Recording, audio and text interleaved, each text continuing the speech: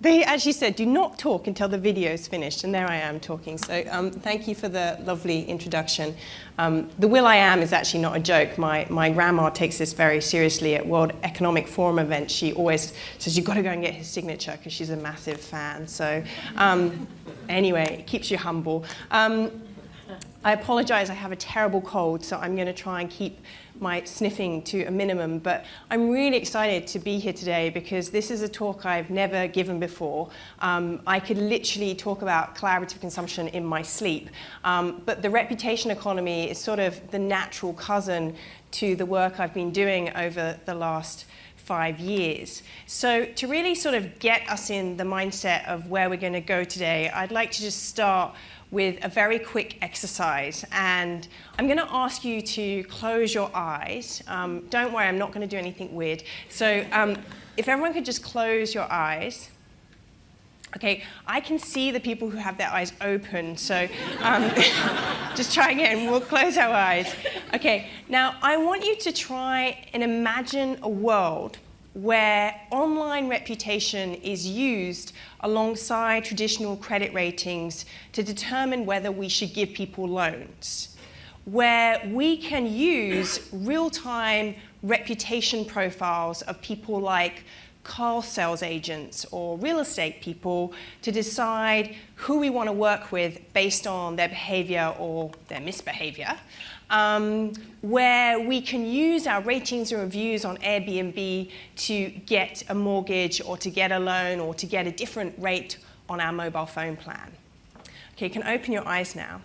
Now, I'm not going to ask you, but I would imagine that for many of you, this might be some kind of distant scenario. Maybe it's taking place in 10 years' time, maybe it's taking place in 5 years' time.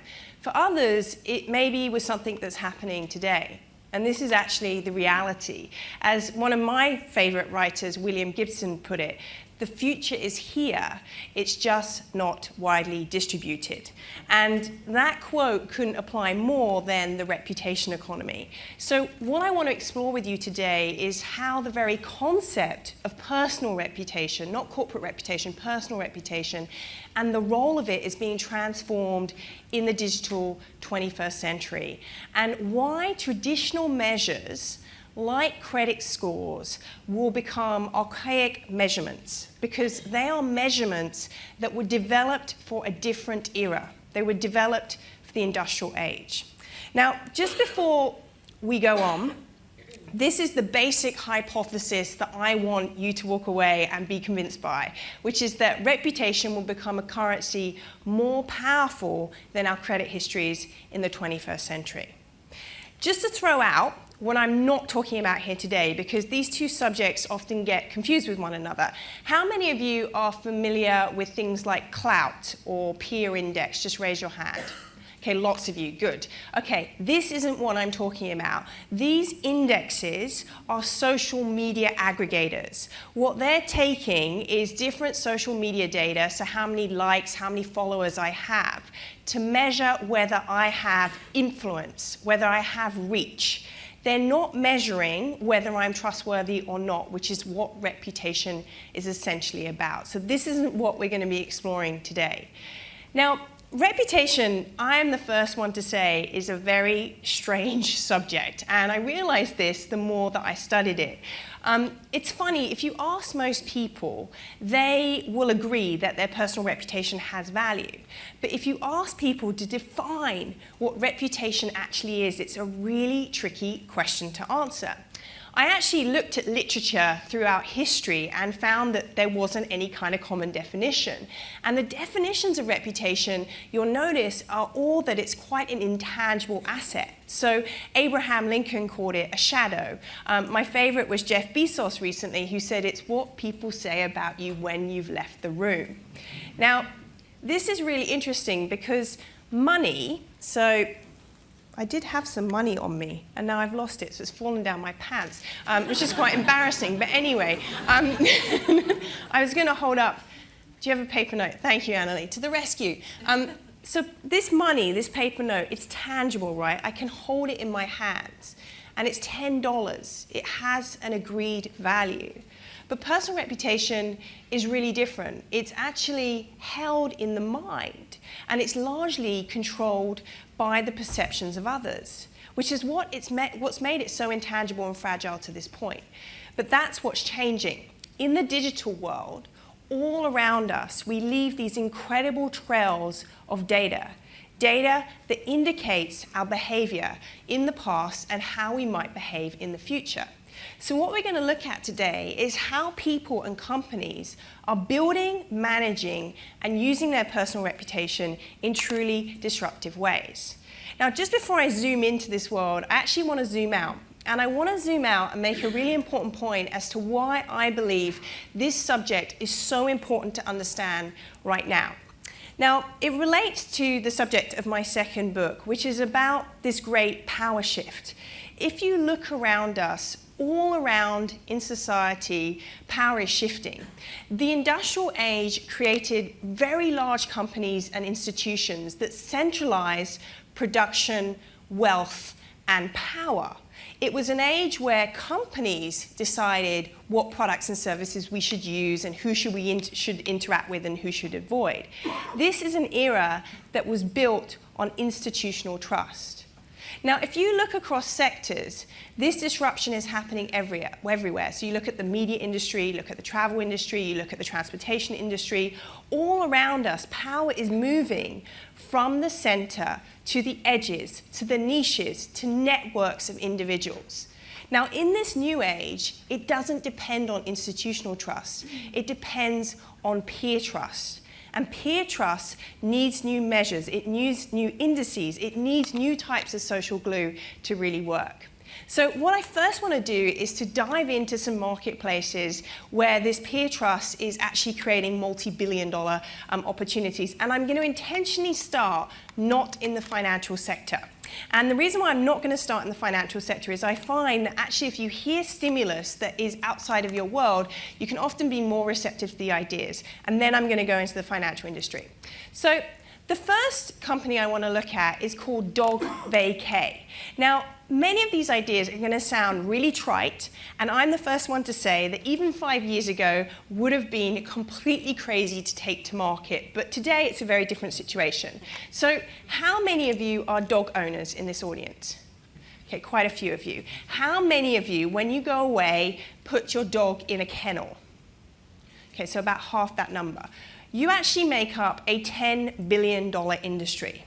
Kennel care is a $10 billion global industry. Now, when you ask most people, they don't actually like putting their dog in a kennel. Now they have a different choice, and that's through startups like Dog Vacay, Rover, or in Australia we have something called Pet Homestay. So what you do is you go into this marketplace and you decide, you find a home for your pooch, basically based on 3 criteria. So the first criteria is the space. Do you like the home and the back garden you would be sending them to? Do you like the owner? And then will it have some friends to play with while you're away? When you find a listing that you like, you then click on it. And you click on it and you see a reputation profile of that owner. And it contains very detailed information. So it contains detailed information about people's ratings, their references. It's integrated with Facebook, so you can see who that person knows that you know. And then it actually has things like skills. Like I never knew before I used Dog Vacay that you can get certified in pet CPR, I kid you not. Now, you then make your selection and you then make a reservation just like a hotel. So this is a really disruptive venture that is using the reputation of owners to create this new kind of trusted marketplace. Now, completely different example is a very hot startup in the world right now called Lyft. Has anyone heard of Lyft? A couple of people. Now, Lyft is something called an on-demand ride-sharing platform. What it basically does is it enables drivers, people in this room who want to maybe make a little bit of extra cash by becoming a taxi. Or maybe you drive the same route to work every day and you could give people a lift. Now, the reason why there's a photo of a pink moustache is if you go to the United States, you can recognize these taxi cabs because they have these pink moustaches on the front. And it's actually a phenomenal company to look at in terms of using these kinds of indicators to tell their brand. Now, Again, sounds like a little bit of a silly example, right? This startup last week received $60 million in round 2 funding from Andreessen Horowitz, which anyone who's in the world of venture capital will say, these are the granddaddies. When Andreessen invests in you, your world is basically sweet. Now, the reason why is they've only been going for 3 months, and they're already doing 30,000 rides a week. Now, the way it works is you basically request a Lyft driver. It then shows you all the locations of drivers nearby. You click on the car that you like the look of, and then again, you see a reputation profile of that driver. Now, when the drive is over, something interesting happens. So the drivers rate the passengers, and the passengers rate the drivers. If you give a rating that is below 3 either way, the algorithms behind this platform ensure that you are never matched again in the future. And if you get a repeated score that's 1 or 2, you are basically kicked out the system, whether you're a driver or a passenger. Now, what's interesting about this company is, and the reputation data, is that the Californian public utilities tried to ban this company last month. And they tried to ban this company because actually the incumbents, the taxis and the limousines, said it was unsafe. And the founders, John and Logan, who I know really well, scientifically proved, quantified, with the reputation data, with the data that drivers and passengers were using, that this service was safer than traditional taxis. And they got the ban thrown out in court within 24 hours. Now, what's happening here is actually very different. So people say, well, this is just like eBay, right? eBay is kind of like the first generation. It's the kindergarten of the world of reputation. But on eBay, it didn't matter if you were anonymous. There wasn't really any value in your reputation beyond the world of eBay. Now, what we're seeing here is sort of the next wave of the social graph. This is people using their social data to actually use the internet to get off the internet, or to use the trust that's embedded in online data to actually get things done in the real world. Now, I'm just going to briefly mention this company because I can't actually go through a speech without mentioning them, because they really are the poster child of this idea, which is Airbnb. Now, I'm sure, who's familiar with Airbnb? Okay, most of this room. So it's basically a travel marketplace that matches people who have places to rent with people who have a place to stay. The interesting thing about Airbnb is it's not just traditional homes. There's actually over 200 tree houses and 500 castles and igloos and islands. So it uses technology to create a market for things that never had a marketplace before. Now, the interesting thing is the growth of Airbnb is absolutely staggering. I knew these guys. I wish I'd taken investment in their company. In 2006, when they were in a dingy room, and on the door there was a sign saying there's a very thin line between being an entrepreneur and being unemployed. They were totally maxed out on their credit cards. Today it's a very different story. 10 million nights have been booked on Airbnb, and this is a multi-billion-dollar company. Now, there's the castles and the teepees. Airbnb is such a powerful example to look at in terms of how reputation works, because they were one of the first companies to really show the 3 levels of building trust in these types of marketplaces. Now, the first thing seems really basic, but you have to verify that person is who they really say they are. So this is step 1 in building online trust. Does your online identity match with your real-world identity? The second thing is, what do we have in common? What people do we have in common? So they call this social connections. So again, they're integrated with Facebook, so I can easily say if my friend has stayed at that place or if someone I know has rated that host.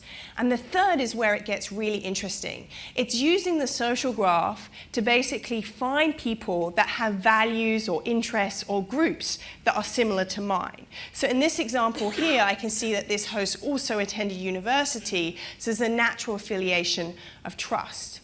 Now, this marketplace, the currency of this newer marketplace is trust between strangers. Trust between strangers is the social glue that makes this marketplace work. I have heard hundreds of user stories, but what really hit home to me how powerful this was one I actually heard just a couple of weeks ago when I was in Germany.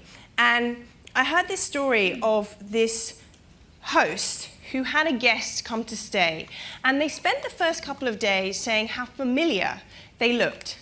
And they realized that one had been a guard on the west side of the Berlin Wall, and one had been a guard on the east side of the Berlin Wall. And they basically stared down the barrel of a gun at each other for 2 years.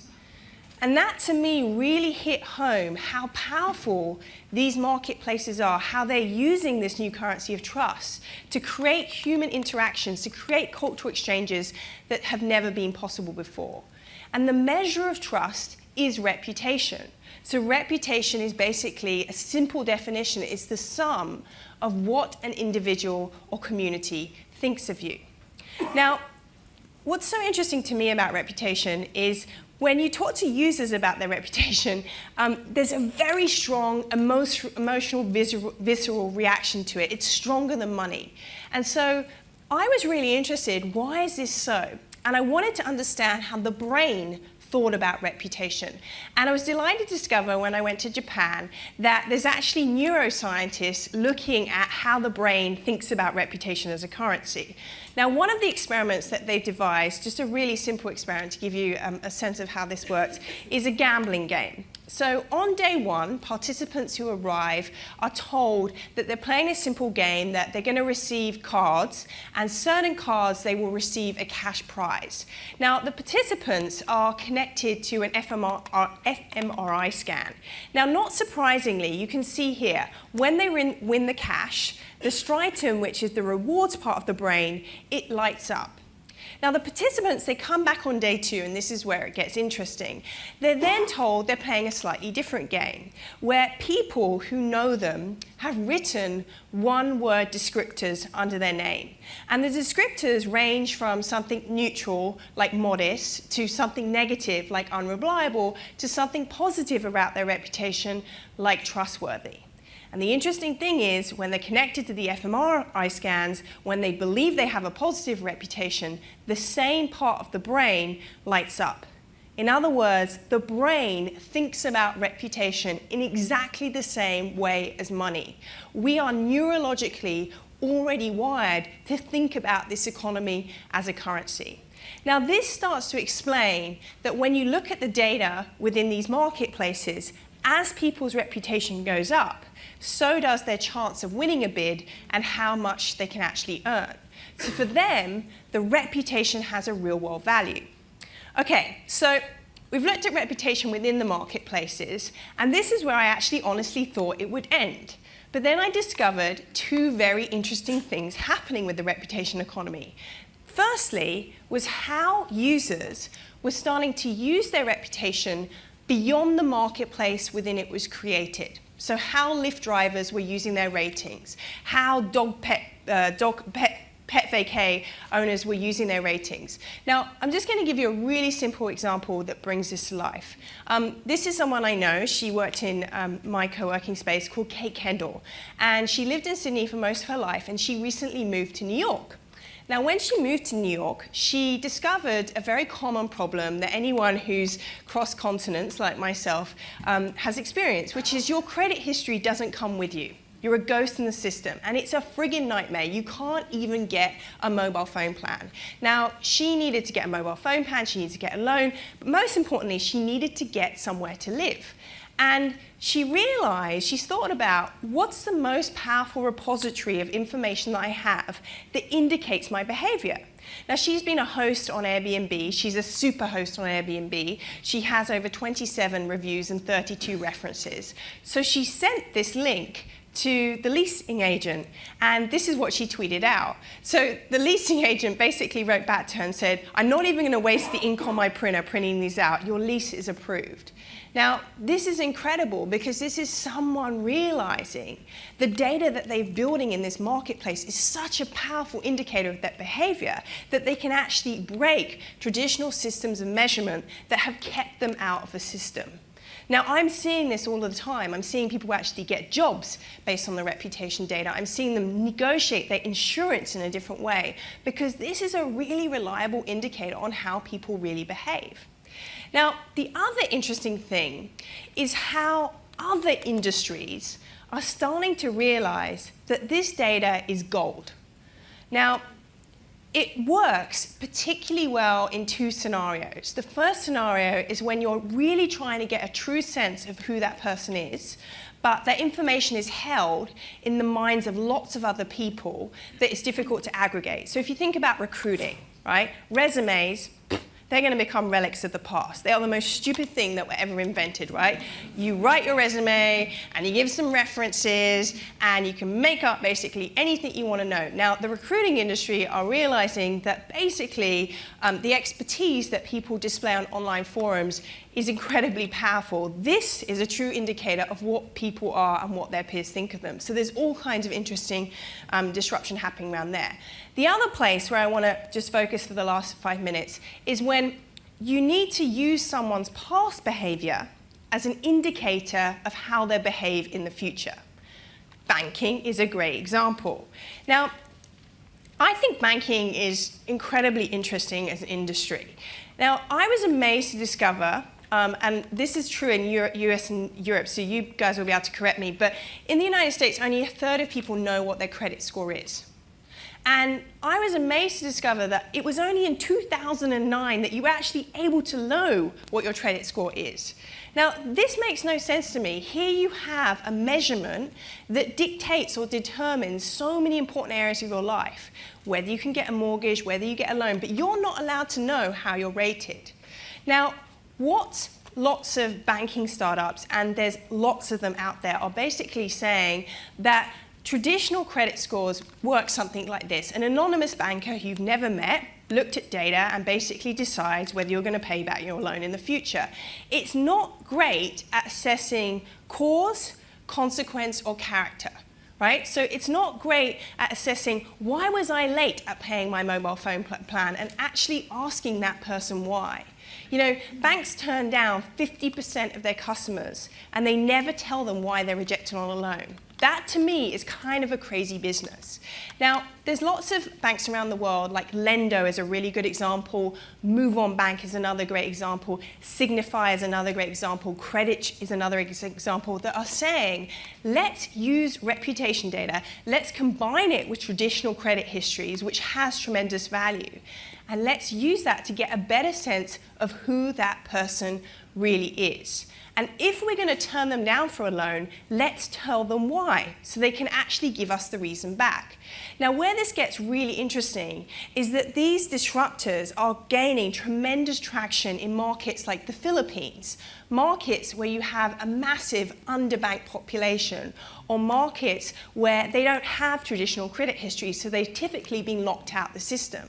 So they're basically saying this could be a way of giving people financial empowerment that to this date, because of credit histories, have been locked out of financial institutions. Now, the other big space that you see this data being used is in social lending, which is also called peer-to-peer lending. How many of you were aware that Google took a $145 million investment in Lending Club a couple of weeks ago? So Lending Club is the world's largest peer-to-peer lending player. Now, peer-to-peer lending isn't where I directly lend money to this woman. That's the myth about peer-to-peer lending. It is like eBay for money, but it takes many of the mechanics of traditional banking and builds them into the system.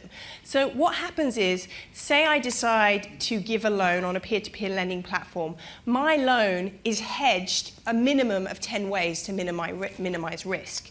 Borrowers, just like in just like in traditional banking, are assigned into credit groups. And just like on your super, you can choose the risk of investment. So people are rated from A+ to C. If you pick someone who's rated a C, you get a much higher rate of interest, all the way up to 15%. Now, peer-to-peer lending last year did $2 billion worth of loans, excluding China, which is a massive market. In the UK, it's already 2 to 3% of the unsecured personal loans market, and they've done that within 3 years. Now, I was actually in the UK when Andy Haldane, who's number 2 at the Bank of England, we kind of got wind that he was going to make this speech and that I was going to like this speech, but the banks might not like this speech. And he stood up and basically said, within the next 5 years, peer-to-peer lending platforms will kill the traditional high street banks. Now, he was basically looking at a couple of things. The first thing he was looking at were the rates of interest. So because the middlemen are cut out, the rates of interest are much higher.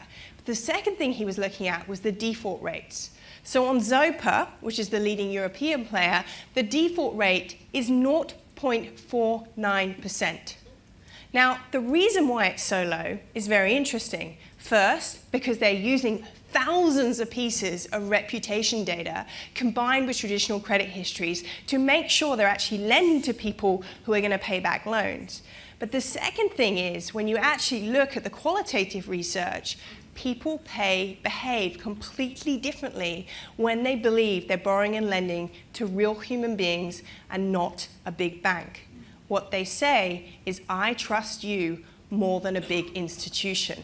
This is the world of peer trust. And for me, this is a very beautiful age, because what you're actually seeing is data inject humanness back into industries, a humanness that we've lost somewhere along the way. So just to wrap up, just as a couple of thoughts to wrap up. Now, we really are in day one of the reputation economy. But without a doubt, people will start seeing this as a currency. They will use it as a currency. They will view it more powerful than their credit history. And my prediction is that I will have to figure out within the next 10 years how to leave my digital reputation to my children. It will become another asset in my portfolio. Now, I'm the first one to say that the road ahead is going to be really messy, and we're going to make massive mistakes. And one of my biggest concerns is how, online openness isn't the price we have to pay for privacy. So how do we actually protect people's privacy but use this data in really interesting ways? But I have gone through this debate so many times in my head as to whether this is a good thing. And I ultimately believe the reputation economy is a good thing, because it's going to disrupt who has power, influence, and control in the world. It's going to create an era of transparency and accountability in ways we can't even imagine. The fact that I never have to deal with a shoddy real estate agent, this is the reason why I will do my work, just for that reason alone. And it will empower people that have been locked out of institutions and sectors because they've been built on industrial age measurements. And I personally think that in an age where trust is fractured, let's be honest about it, trust is fractured, there's Ponzi schemes, there's scandals all the time, that it's kind of comforting to think about that we're actually going back to old market ways of doing things, and that what villagers used to say is true, that our behavior will drive our worth, and how we treat people is worth more than gold. Thank you very much.